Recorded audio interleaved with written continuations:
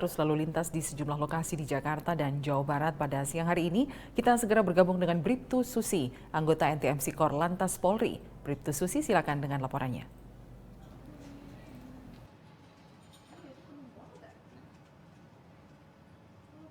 Baik, terima kasih Lydia dan selamat siang pemirsa. Menemani aktivitas siang Anda, saya Bribtu Susi akan membagikan informasi mengenai kondisi arus lalu lintas di beberapa titik di wilayah Indonesia.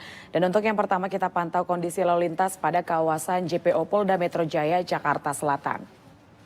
Arus lalu lintas pada siang hari ini yakni dari arah Gatot Subroto yang akan menuju ke arah Semanggi ataupun Senayan saat ini tampak ramai dan memang sedikit mengalami perlambatan kecepatan imbas dari meningkatnya jumlah kendaraan yang melintas dari jalur ini. Dan selanjutnya dari arah Semanggi yang akan menuju ke Kuningan ataupun Cawang juga dalam situasi yang sama.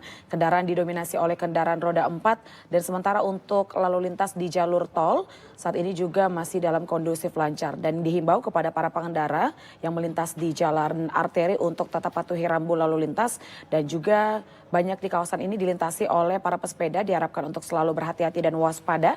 Dan bagi Anda para pesepeda untuk tetap menggunakan lajur khusus sepeda yang telah disediakan. Dan selanjutnya kita beralih ke kawasan Gate Tol Halim, Jakarta Timur. Arus lalu lintas dari arah Jakarta yang akan menuju ke Cikampek saat ini masih dalam kondusif lancar. Kecepatan kendaraan dapat ditempuh berkisar 50 hingga 70 km per jam dan selanjutnya arah sebaliknya juga dalam keadaan ramai dan lancar. Dan juga di kawasan ini sedikit mengalami perlambatan kecepatan ataupun ketersendatan hanya pada saat memasuki gate tol saja. Untuk itu kami himbau agar para pengendara tetap memastikan kecukupan saldo Anda demi menghindari perlambatan kecepatan ataupun hambatan di kawasan ini. Dan selanjutnya yang ketiga kita beralih ke kawasan kilometer 4500 Pondok Gede.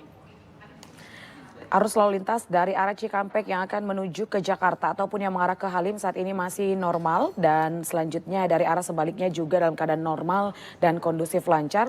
Dan dihimbau juga bagi Anda yang melintasi kawasan tol ini untuk tetap menggunakan lajur sesuai ketentuan, patuhi rambu lalu lintas dan tidak menggunakan bahu kiri jalan karena bahu kiri jalan diperuntukkan kepada kendaraan yang sedang dalam keadaan darurat saja.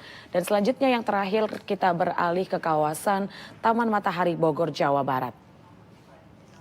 Arus lalu lintas dari arah Ciawi yang akan menuju ke Jakarta saat ini dalam keadaan cukup normal, namun arah sebaliknya lalu lintasnya cukup padat dan memang juga mengalami perlambatan kecepatan dan meningkatnya jumlah kendaraan. Dan tentunya kami selalu menghimbau, tampak dari CCTV kami memang saat ini kondisi di kawasan Taman Matahari sedang mengalami curah hujan yang cukup tinggi. Untuk itu diharapkan agar selalu berhati-hati, kurangi laju kecepatan kendaraan Anda dan juga tetap waspada terhadap struktur jalan yang Anda lintasi. Dan pemirsa selalu patuhi aturan dalam berlalu lintas demi terciptanya keamanan, keselamatan, ketertiban, dan kelancaran lalu lintas. Dan apabila Anda ingin mendapatkan informasi mengenai kondisi arus lalu lintas terkini, kami siap melayani Anda dengan cara menghubungi call center kami di 1500669 dan SMS Center di 9119. Stop pelanggaran, stop kecelakaan, keselamatan untuk kemanusiaan, Indonesia tertib, salam presisi. Demikian informasi lalu lintas yang dapat kami sampaikan pada siang hari ini. Selamat siang dan kembali ke Lydia. Baik, terima kasih Bribtu Susi atas laporannya. Selamat kembali bertugas.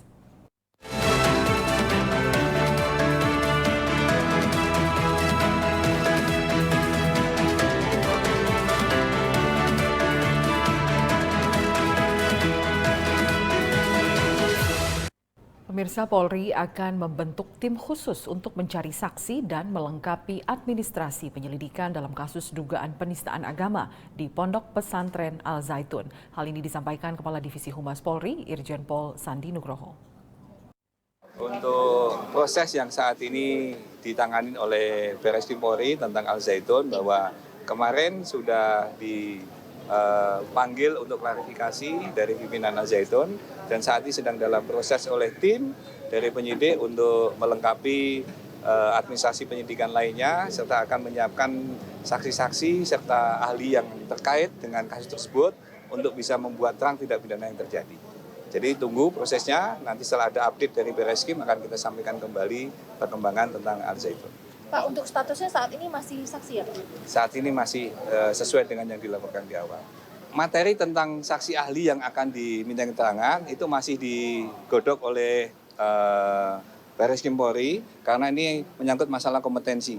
Sehingga hal-hal yang terkait dengan masalah isi tentang permasalahan ini akan diupdate kembali oleh Barreskrim. Makanya kita belum bisa menyampaikan siapa saksi-saksi yang akan dipanggil terkait dengan kasus ini, terutama untuk yang akan dijadikan ahli, supaya tindak pidana ini menjadi terang dan bisa memberikan penjelasan yang gamblang kepada masyarakat tentang peristiwa yang terjadi. Itu sedang kita verifikasi, maka informasi itu juga menjadi bahan masukan bagi kami untuk diverifikasi. Karena pada prinsipnya apapun perkembangan informasi yang ada, kami akan memverifikasinya dengan tim, termasuk juga dari Barreskrim juga memverifikasinya supaya informasi-informasi itu menjadi ada dasarnya. Jangan bukan hanya informasi saja, tetapi ada tanggung jawaban apabila kita sampaikan kepada masyarakat. Ya, itu menjadi bagian dari tugasnya Barreskrim. Nanti itu udah ada tim yang dibentuk untuk dibagi tugasnya masing-masing. Siapa yang harus koordinasi ke PPATK misalnya, kemudian mencari saksi ahli, melengkapi dengan kebutuhan-kebutuhan penyidikan lainnya supaya ini menjadi terang. Dengan adanya laporan polisi yang sudah disampaikan oleh masyarakat, sudah barang tentu Polri akan bentuk tim. Tim itulah yang dituangkan dalam surat perintah tugas dan surat penyidikan. Itulah mekanisme yang ada di kepolisian sehingga apa yang dikerjakan oleh penyidik nantinya bisa dipertanggungjawabkan. Nanti tergantung dari hasil keterangan yang sudah diambil oleh Barreskrim.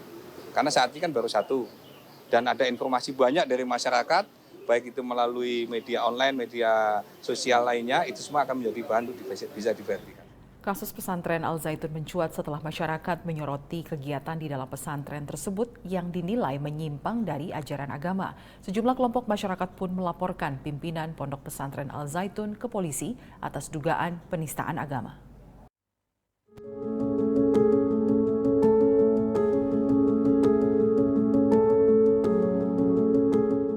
Panji Gumilang dan Pondok Pesantren Zaitun jelas-jelas telah melakukan tindak pidana. Aktivitas Pondok Pesantren Al Zaitun belakangan menjadi sorotan publik. Pondok pesantren pimpinan Panji Gumilang ini diduga telah menyebarkan ajaran menyimpang. Terhadap kegiatan yang dilakukan di dalam pesantren, Panji Gumilang dilaporkan masyarakat atas dugaan penistaan agama. Menindaklanjuti laporan masyarakat, Barreskrim Polri segera mendalami laporan ini. Pondok Pesantren Al Zaitun disebut memiliki setidaknya 3 masalah, yakni tindak pidana, administrasi, dan kondisivitas. Pemerintah Provinsi Jawa Barat telah memanggil Panji Gumilang, namun pimpinan Pondok Pesantren Al Zaitun tersebut menolak memberikan keterangan. Tim Liputan, Polri TV.